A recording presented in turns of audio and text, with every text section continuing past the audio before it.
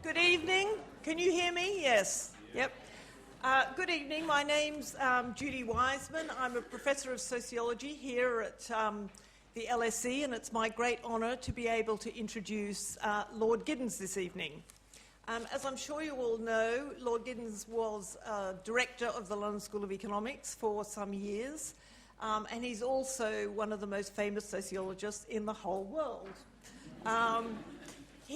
During his distinguished career, he's written on lots of different things, on social theory, personal relationships, and most recently on climate change.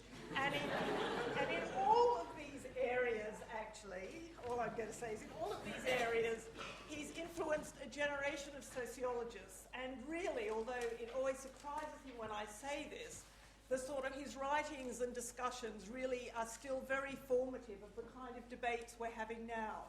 So it's an incredible honour and pleasure for me to meet Lord Giddens.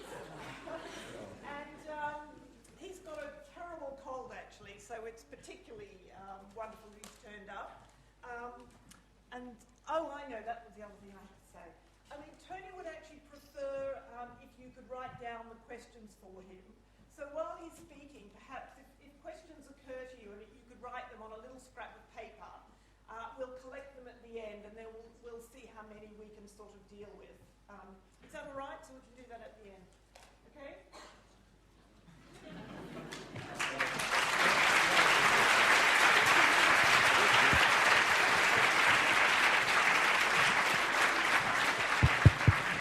Can you hear me if I talk like this? Can you hear me at the back? Well, can I just say thank you to Judy for the excellent and very fluid introduction. Judy and I have known each other quite a long while, as you might have sort of sussed out, and I'd like to thank the Sociology Department very much for inviting me. I'd also like to say how good it is to be back at the LSE. I mean, Judy sort of casually said I spent some years here as director. Well, it's quite a long time, actually.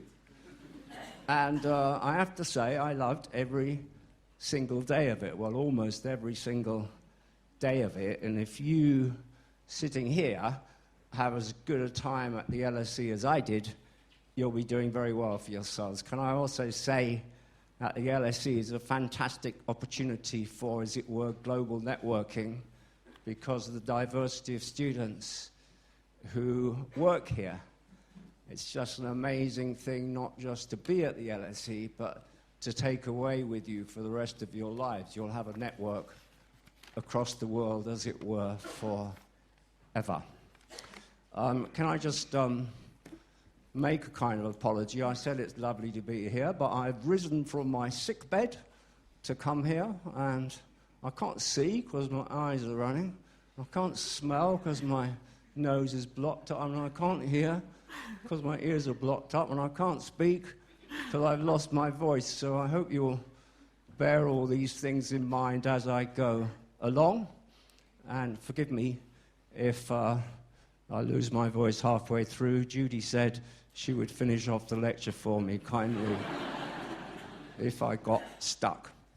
Well, what I want to talk about today is essentially work in progress, a book that I'm writing that has the same title as this lecture, Off the End of History, The World in the 21st Century, a sort of tiny, modest little topic, you know. You'll be pleased to know that Off the Edge of History is different from the end of history. As you will hear in a minute, it's almost completely the opposite, actually, of the thesis of the end of history. All I can do in this discussion is sketch out some outlines, and I hope they're sufficient for you at least to see what I'm getting at and what framework I'm developing. The reason why two reasons why I suggested maybe you could write down questions. One, I might have lost my voice at the end anyway, so Judy could read them out and I could write down answers to them if it's really bad. And alternatively, I'm just interested in your responses since it's work in progress. So I'd be interested to collect whatever you provide. But of course, you're also free to ask questions in the sort of traditional way as well.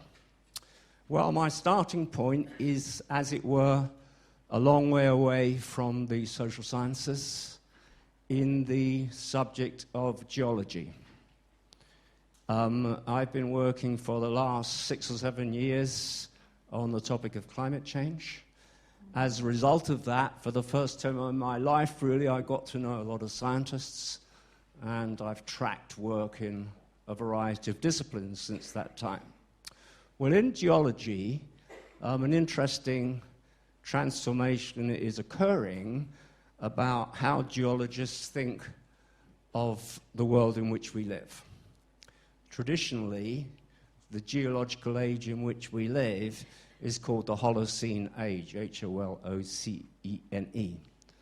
The Holocene Age in geology is the period after the last ice age. It's about the last 12,000 years, and it's the period, as it were, during which our civilization came to fruition. Well, there's a famous geologist, physicist called Paul Crutzen, C-R-U-T-Z-E-N, Paul Crutzen, who was sitting in a geology conference somewhere in the United States, and he was sitting there listening to people babbling on about the Holocene Age, and he thought suddenly, well, we're not in the Holocene Age.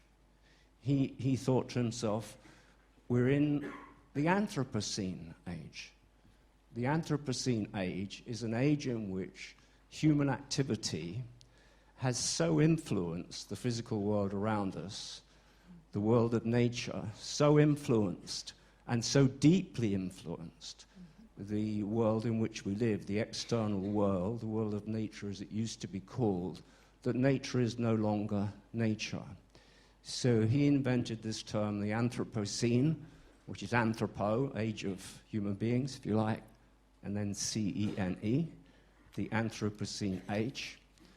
And he argued, I think entirely correctly, that this completely reorients and restructures the study of geology and some of the other physical sciences, because human beings, as it were, have invaded the natural world around us.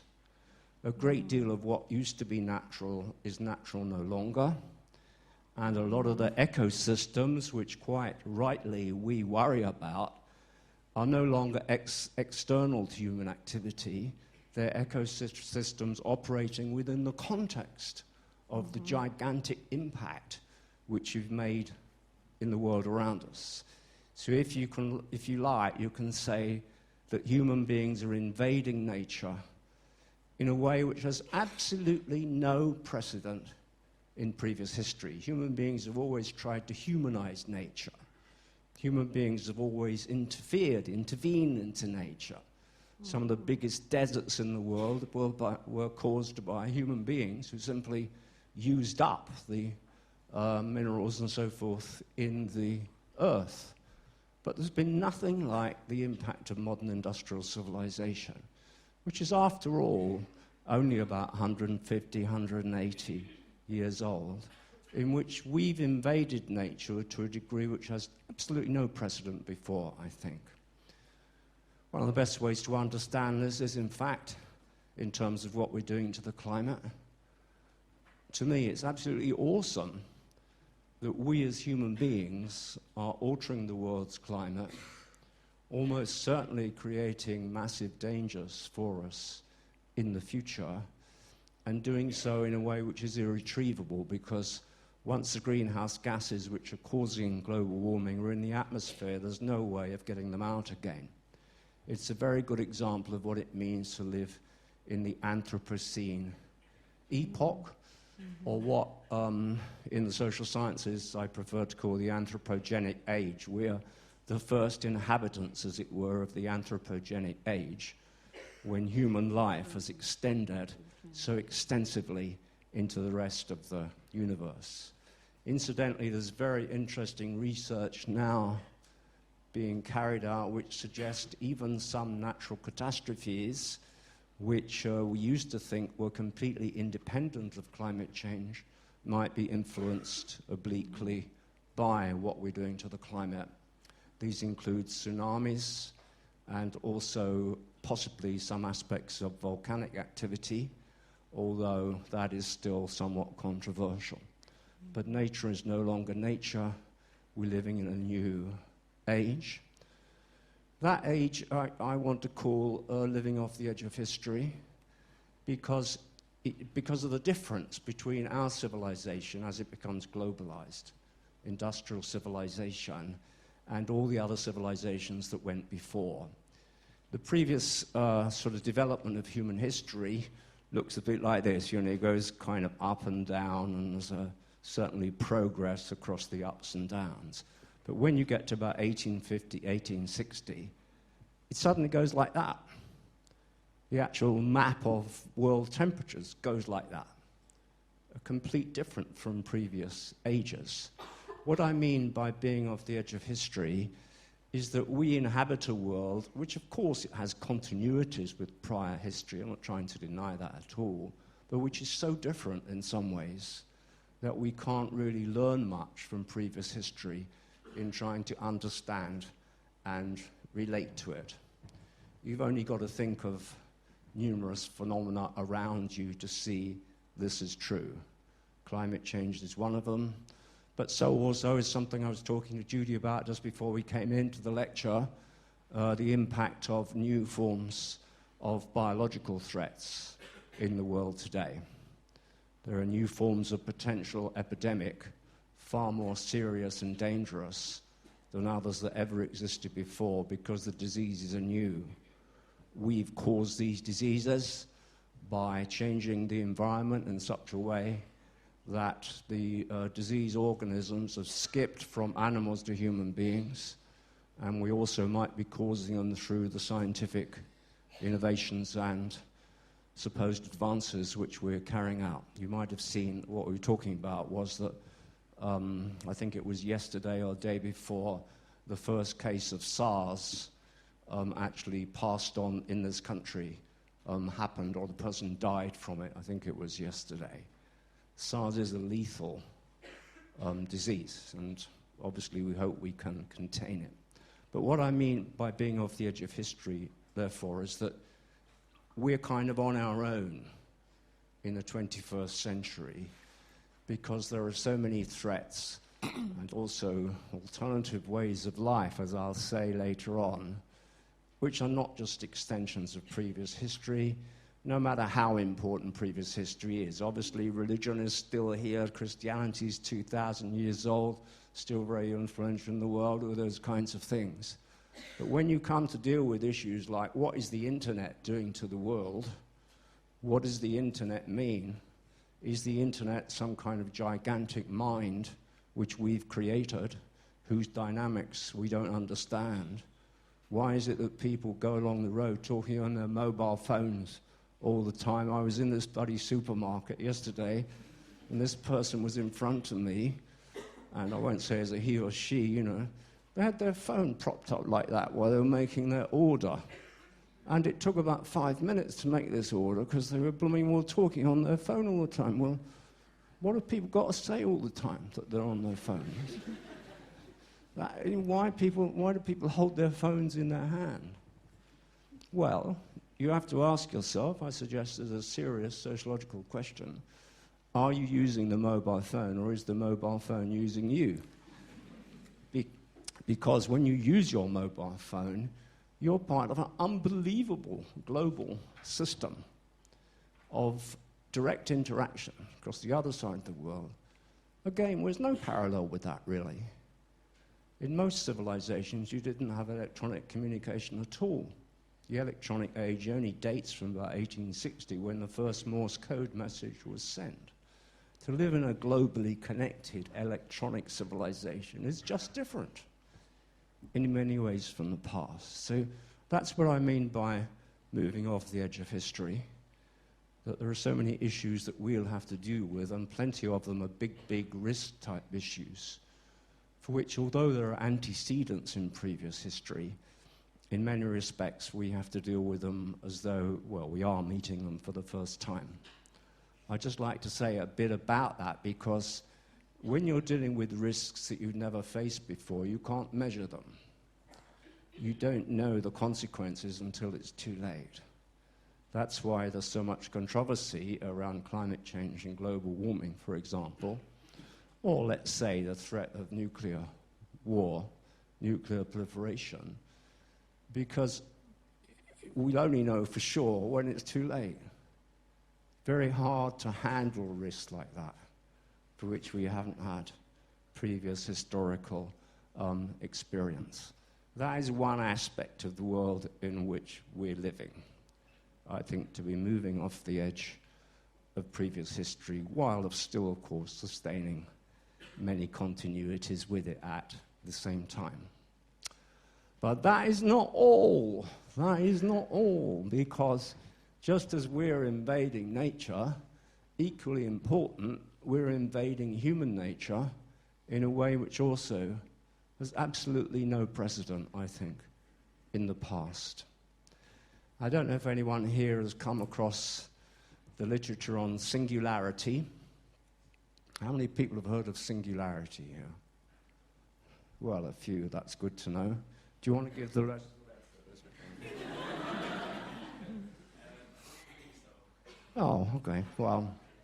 Well, anyway, since most people haven't heard of it, I suggest you do have a look at it if you're at all interested in these themes, because I find it, I don't know what you think, but I find it kind of mind-blowing. What singularity is it's a notion that comes from mathematics, and since I don't understand any mathematics, since I only got O-level mathematics, fortunately, I don't really know what it means, but what it appears to mean is that there's a certain point at which you get a time series which goes off towards infinity, so that you get accelerating processes of growth which disappear into some end result very rapidly and miles away from your starting point. And this guy has written this book, he's written several books, very controversial, but I'd recommend you have a look at them if you're at all interested in these themes, as I think everybody should be, really. A guy called Ray Kurzweil, Kurzweil, who even Judy's heard of, so he must be quite famous, therefore. Who has actually, interestingly, become the executive director of Google quite recently, but is a scientist who worked in artificial intelligence most of his life. And what he says is, within your lifetimes anyway, people sitting here, human beings will no longer be human beings because of the accelerating, he says, multiply accelerating rates of innovation in several convergent disciplines. This is a big, fat book, so, there's a lot of science in it, and it's, while controversial, backed up by a lot of information.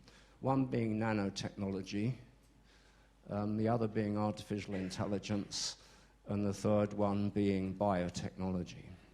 He says these three are all coming together to transform our understanding of the human body and, more importantly, the human mind.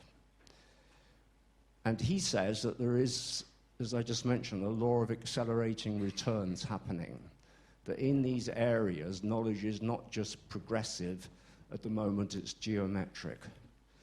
That's why he talks of the singularity. So what we're doing is not just invading nature on the one hand, but invading human nature on the other, in the most extraordinary degree. I mean, until I read this book, and of course everyone must have some reservations about it for obvious reasons that I'll say in a minute, but it sort of opens your own mind to the multiple possibilities of what it means to be human as technology penetrates more and more into the actual core of what human beings are. I don't know how much you know about nanotechnology, but nanotechnology itself is incredibly interesting because it's really human beings playing God. It's at a level, as I understand it, below DNA. It's at a level of molecular technology. in which we'll literally be able to rebuild parts of not just the human body, but many other artifacts in the world. Imagine that coming together with a kind of acceleration in artificial intelligence and biotechnology. And what Kurzweil says is that human beings will develop intelligence which is hundreds of times higher than the intelligence which either individually or collectively we possess today. It'll simply be an acceleration in the human mind, partly because of the merging of human bodies with computers and with nanotechnology. And he charts out what's already happening. According to him, there are computer programs which can more or less simulate the brain. But these computer programs are very slow, and as yet they can't carry out the same kind of level of operations as the brain can. But he says, and this should interest the younger ones in this room, that if you're relatively young, which means under 5, anyone here? No. Oh, well. No, if you're relatively young, he says, live long in order to live forever. What he means by that is that immortality is for the first time no longer a religious concept, but a tangible one in the possibilities for human life. And not only does he say that it's a tangible prospect, but it could happen in the next 30 or 40 years. That's what makes his writing so controversial among many other scientists. Now, to me, it doesn't matter whether he's right or wrong in that sense. But what it shows, and what other writing along these lines show, is that just as you've got a fantastic expansion of human life into nature, so you've got a fantastic expansion the other way as we delve into what it means to be human, so that we're living in a quite different world from anyone else because of the spread of those opportunities and risks. On the one, I mean, these things were purely religious notions before, right? On the one hand, the real possibility of apocalypse. We're probably the first generation or second generation that lives with the possibility of apocalypse. Apocalypse is no longer just a religious notion. We know that we could destroy most of the life on Earth. And I think you could actually date the period at which the possibility of apocalypse became real. And that will be in the 1950s, when the first thermonuclear weapons were invented. When the first thermonuclear weapons were invented, they were much, much more powerful than the old atomic bombs, and they changed the sort of structure of risks, really, in the contemporary world. So the possibility of apocalypse has become real. It's become real in the case of climate change and other areas, which I'll mention in a minute. On the other hand, so has at least the possibility of immortality. Now, what does it mean to live in a civilization which has so expanded the range of risks and opportunities that we don't know how to chart them? But this, I think, is for better or for worse, the world which we're either condemned or lucky enough to live in the 21st century is your world. A world where the boundaries of what human existence is are massively greater than ever before, and where none of us really knows how to fill in that gap. Well, if you like, you can say that everyday life has become science fiction because some of these things are beyond what science fiction writers were writing about 20 or so years ago.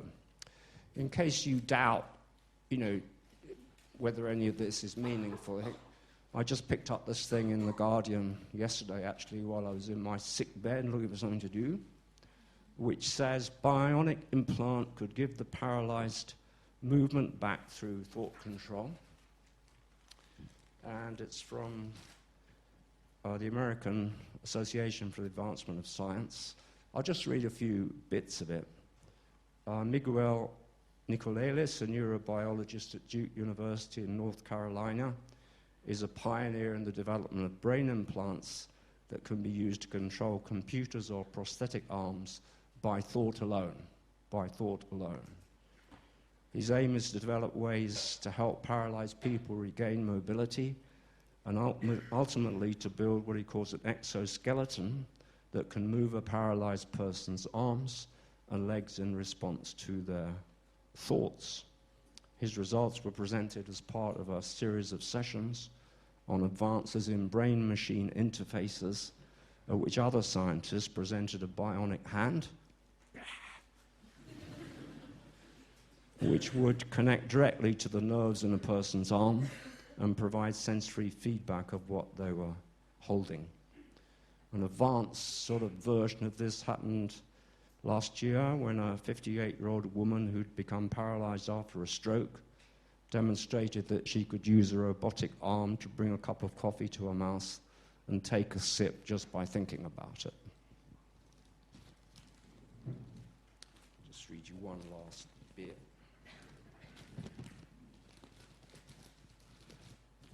This is really old-fashioned technology, do apologize. This is redundant newspaper. Even more redundant liberal newspaper in this right-wing world we live in now. In the future, Nicolelis said it might be possible to use prosthetic devices to restore vision.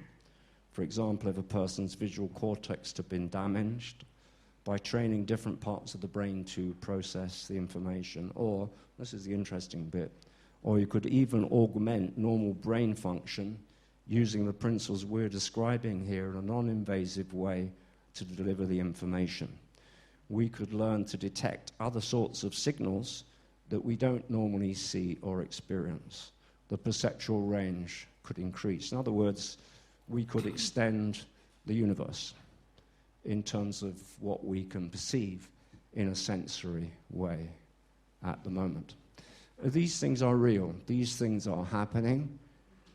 And there is, I think, in some respects, a sort of geometric advance in them. So in the rest of the lecture, I just want to sort of work out what it means to live in this kind of world. Because, as I said, this is the world which, for better or for worse, it seems as though we have to live in. And it changes, I think, how we think about history, changes how we think about our future, the sort of core issues for the social sciences of a very down-to-earth kind, I feel, in all this, which I'll come to later.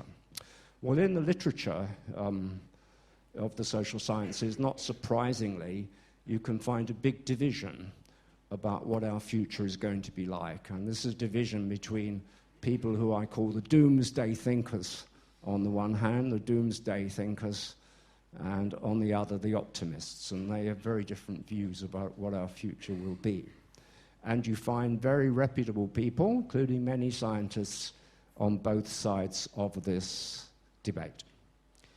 I take as an example of a doomsday thinker, actually a good friend of mine called Martin Rees, R-E-E-S, who wrote a book called Our Final Century. Interestingly, because I'll come to optimism a bit later, in America, which is probably a bit more optimistic than our culture, they made him call it Our Final Century with a question mark after the title. But in the English version, it's called Our Final Century. Well, Martin Rees is probably one of the most famous scientists in this country. And what he analyzes in Our Final Century is all the forms of risk which could destroy large chunks of our civilization during the course of this century. He discusses climate change, of course. And incidentally, climate change is a huge existential risk for us, I think, which the world at the moment is in absolute denial of, a huge existential risk for our future. But he also goes through many of the things which, interestingly, are in Kurzweil's book. For example, nanotechnology could, some people say, be very dangerous. There is this famous theory, you've probably heard of it, Mr. Singularity, probably heard of it. This thing where nanotechnology could create kind of what they call a kind of tiny nano robots which could gobble up the ecosphere, gobble up all the things that grey goo, they call it, grey goo could be created by the misapplication of nanotechnology. And then, of course, there's always weaponry. There's never, I think, been any significant scientific advance that hasn't been turned to the purposes of violence.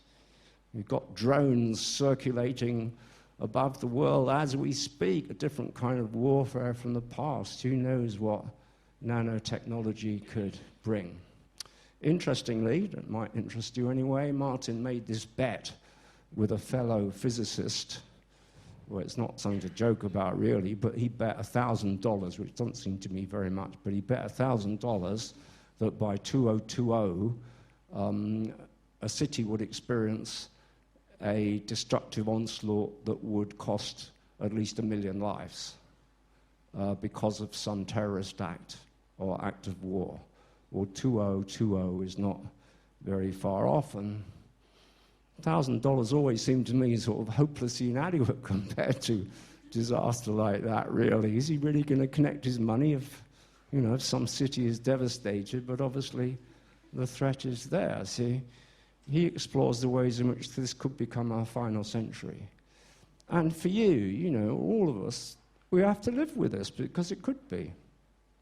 It could be because of the vast panorama of innovation which I've sketched out. But on the other side, you'll be pleased to know there are the optimists, and a good version of the optimist is a guy called Matt Ridley, R-I-D-L-E-Y, Matt Ridley. Matt Ridley is a kind of businessman turned scientist, quite an interesting person, and he wrote this book called The Rational Optimist. The Rational Optimist. A lot of newspapers liked it because, it's nice to be an optimist. So he got a lot of, well, especially when people are going on about climate change and all that, So he liked that, so it got quite a lot of airplay. What Ridley says, by and large, is that over the course of human civilization there is progress. There is a great deal of progress in our culture.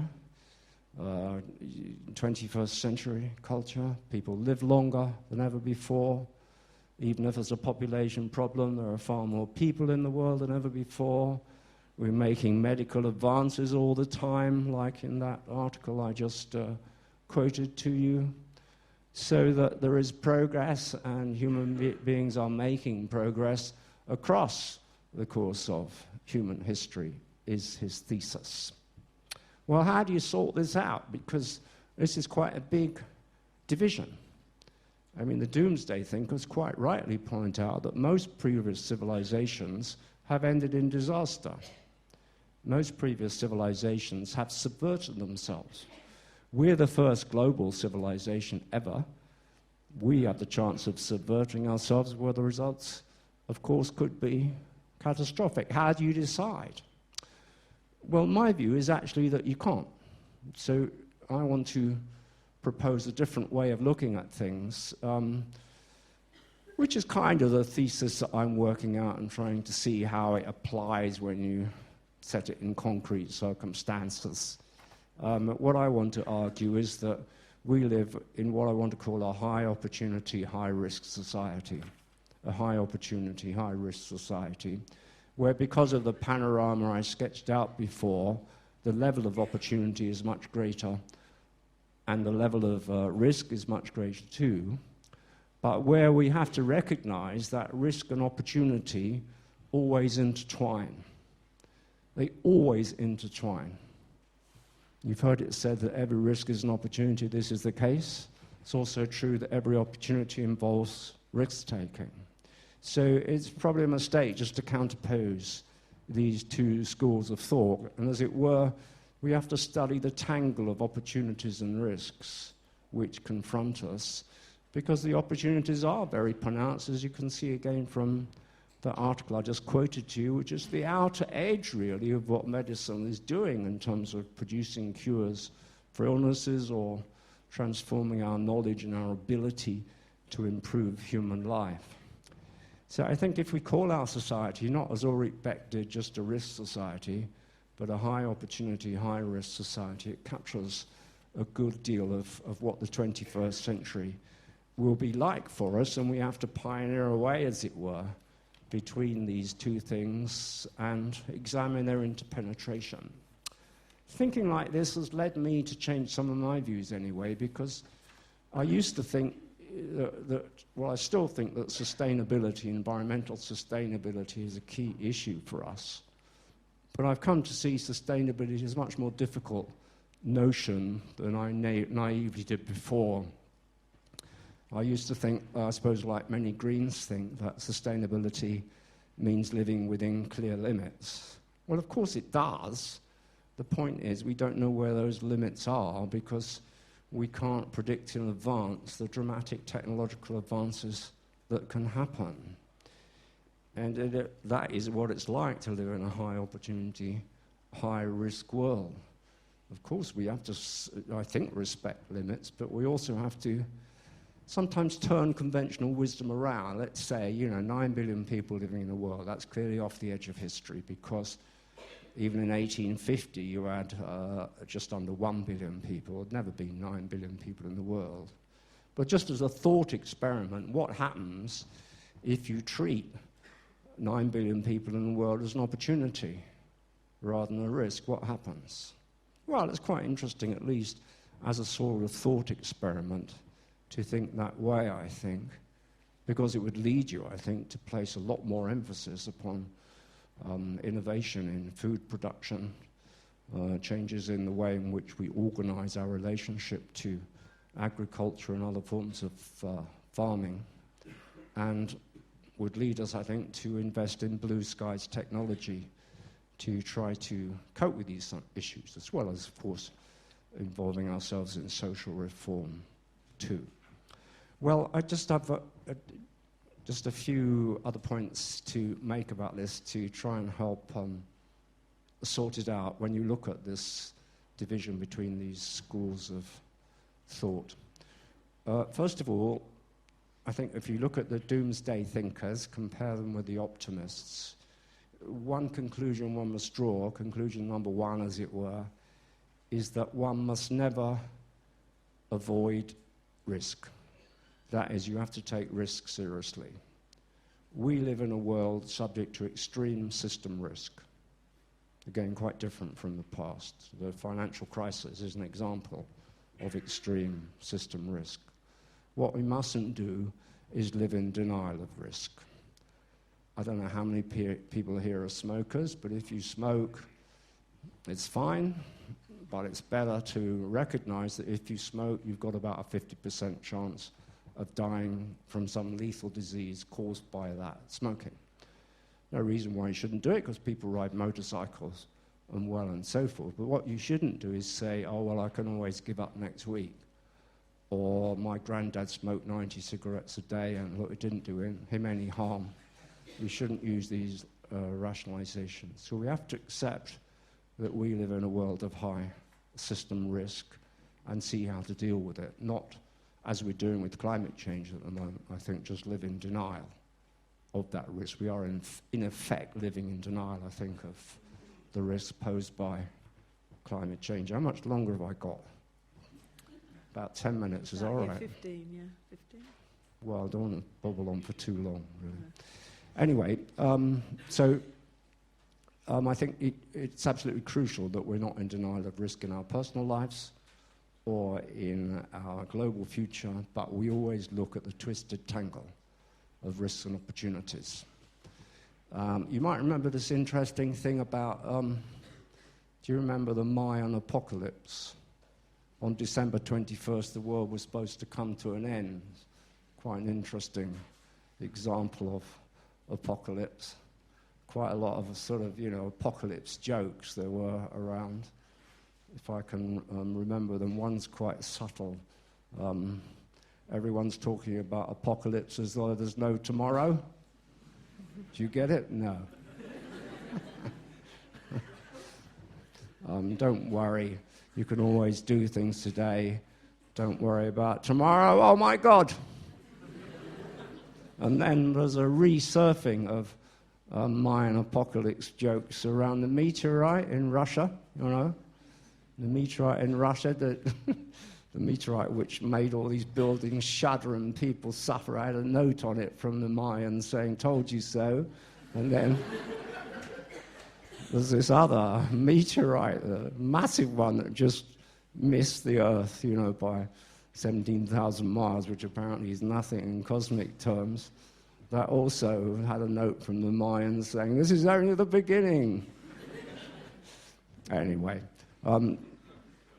so my first point is don't be in denial of risk. My second point is we have to think about the future in a very different way because the future has become opaque to us. The reason why the future has become opaque is precisely this vast spectrum of opportunities and risks that we face. I think you should notice what this means because our whole kind of orientation in Western philosophy was that we would confidently march in and conquer the future. That was the point in the Enlightenment. We would make history, as Marx said, in knowledge of our history. It hasn't turned out like that at all. The future is puzzling to us and intrinsically so. So that, for example, I'm writing a book on the future of the European Union. You know, I'm a bit worried the European Union might not even exist by the time I publish the book because we don't even know what's going to happen to the European Union. Well, you know, I think that's how the future is going to be for us, and it's probably going to be like that on your level of your personal lives too, which makes it a pretty big turnaround, I think, from what we anticipated and again a difficult world to live in. Thirdly, when we think about the future, we're often going to have to do it in terms of backcasting rather than forecasting because of the level of risk which we face in the 21st century. Backcasting is an idea that came from the climate change literature originally, actually, which means you look into the future, you see what climate change will do if you get to a 2 or 3% increase in greenhouse gas emissions, and you work back and see what you've got to do to prevent it. I think backcasting is going to be at least as important as forecasting in the future. And we have to do it, we see, with the economy as well, since we've had this catastrophic system collapse, essentially, in the global financial economy. We have to think ahead and think, how are we going to stop this happening again in the future? So this is, in a way, a different way, really, of thinking about the future. Now, all this might sound to people here as very vague and grandiose, but I don't think it is, actually. To me, studying a high-opportunity, high-risk society is going to be the task of the social sciences for the 21st century, and I think it impinges on everything. Just to give you an example, in the work I've been doing on the future of the EU and the future of the US, I've been looking at the possibility of reindustrialization in the US, what they call reshoring of jobs as opposed to offshoring, and looking at technological innovation in that. Well, one of the most interesting things that I've found is the invention of 3D printing. I take it that most people here will know what 3D printing is. It's, again, a sort of unbelievable technological breakthrough because in 3D printing, a computer no longer talks to another computer. A computer actually makes something in the physical world. You make it through the computer. If you're wearing a shoe, as I presume you are, a 3D printer can actually make a pretty good shoe now, comparable to that made by a human worker. And the MIT lab, which works on 3D printing, is trying to produce a system which will print whole systems, not just print objects, and sees this as something which is going to happen in the relatively near future. If you can print a whole system, you could print a whole device out of your computer. The guy who's running this program at MIT says he wants to design a plane, ultimately, which will fly directly out of the computer. Not just a plane which is designed on the computer, but which will fly directly out of it. And this is not just the future, this is here, because digital production is likely to produce a revolution, I think, in manufacturing. And the point of it is you can bring it back locally. You don't need to import from China or import across the rest of the world. You can do it locally through your computer, but within a global network. So it has many, many implications. And it's a kind of, risk, opportunity, kind of edge, really, in the future of manufacturing. Well, finally, as we confront this world, should we be pessimists or optimists? When I used to talk about climate change, people always after the lecture would ask, are you a pessimist or are you an optimist? And I always said, as I would say this time too, that I would tend to bracket out that opposition. That is, being a pessimist or an optimist is of no relevance unless, as Matt Ridley said, you try and give it some rational foundation. Let's say, God forbid, but someone here got really serious form of cancer.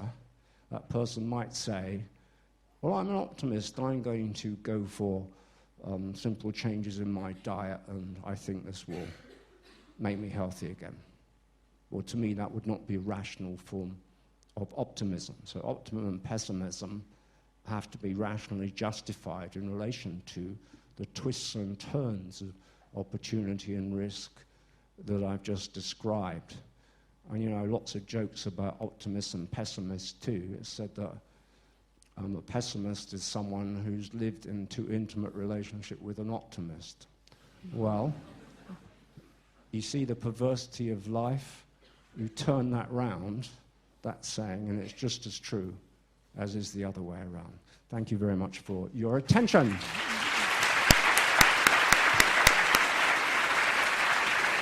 one passing the questions down, did they?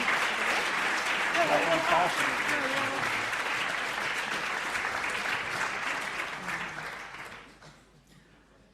Well, we could see if people have... Well, no one passed any questions down, so we might as well just have questions, I reckon, if anyone wants to ask them. If not, I'll just go home and die, if that's all right.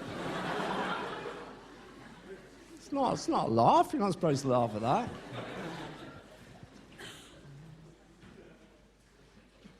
Is there a roving mic somewhere? Yeah.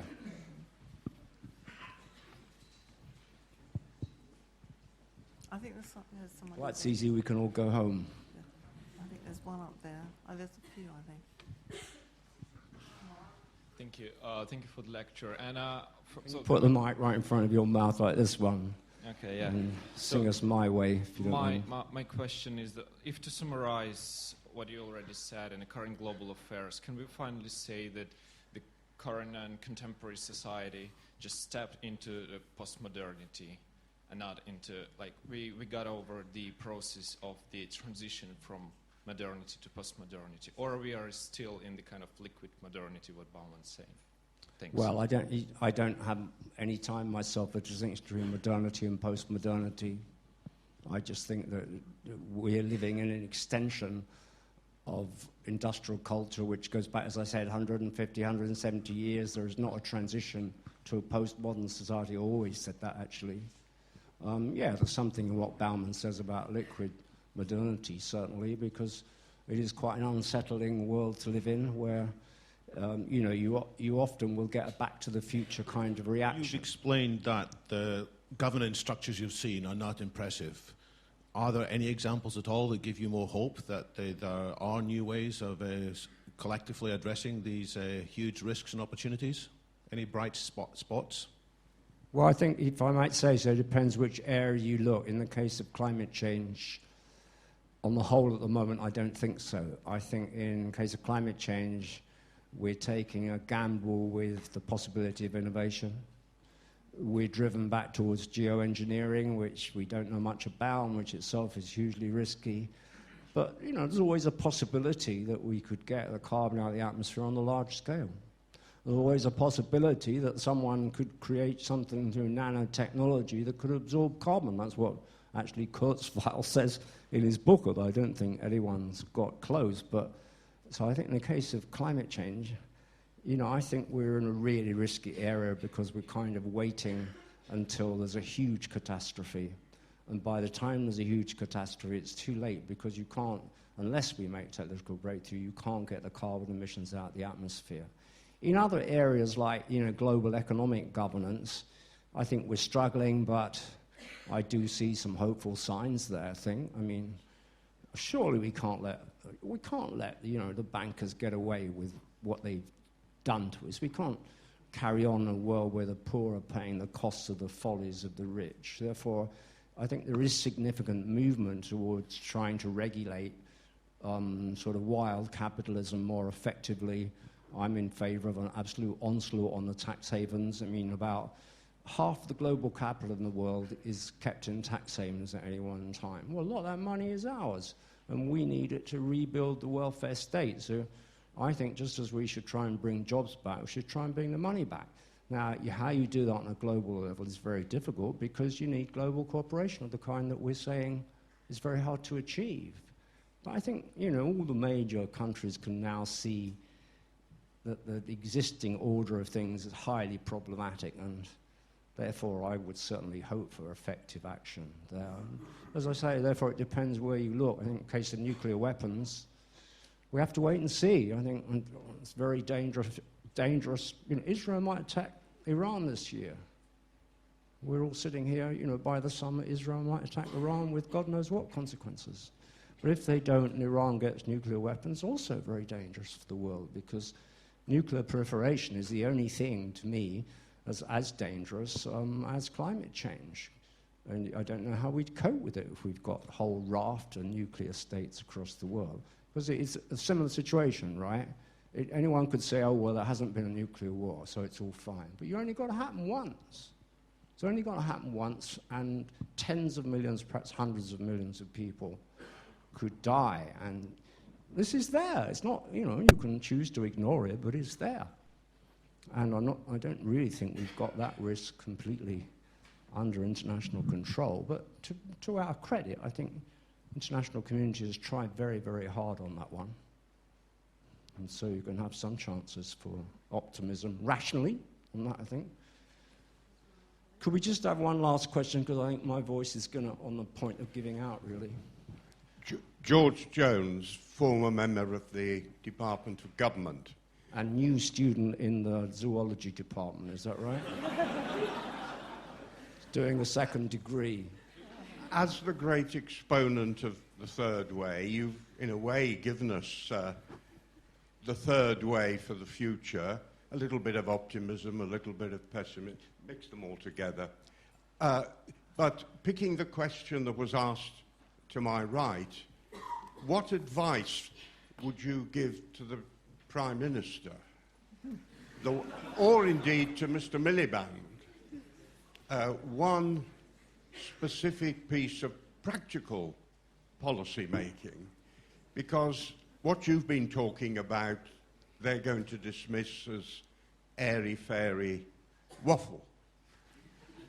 What does and you've been an advisor to both Mr. Blair and Mr. Brown, not to and Mr. you Cameron, propounded the third way. What is the practical third way approach you'd like them to follow now? Well, I hate to accuse you of imprecision, but this is not the way to put it at all. I mean, the third way debate is quite different from what I'm talking about here. It has no real direct connection, so I'm not arguing for some kind of third way on a global scale. That would be ridiculous. Also, in politics, we're well beyond that debate of the 1990s, 2000s today, I think, so I would have a different position. I support some of the things that Ed Miliband is doing, because I think it's right to say that we've got to restructure capitalism, and I think he's at least trying to make some steps towards that. And I think that's happening in many other countries too, including the United States. So I look on these things as important. But at the moment, I don't think the left of centre has really got a sort of cogent political position. But I just think we're well beyond the kind of stuff we were talking about 15 years ago, and the world is very different now. But I would say that what I was saying had nothing to do with these little parochial debates. And when you're talking about global issues, an individual prime minister can make a difference, but you are talking about how we cope with, to me, a very different world globally from any world that anyone's had to live in before. So what I might say to Ed Miliband is not exactly going to make a massive dent in the future of the universe when you've got Ray Kurzweil circulating outside your door, and when Google is far, far more important than any individual politician is, again, for better or for worse. Well, I'd like to say thank you very much for coming, and I do apologise for my bad health.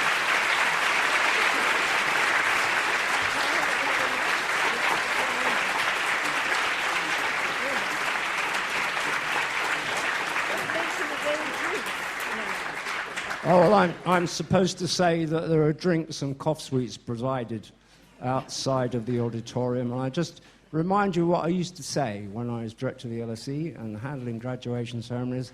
LSE, the one and only place to be!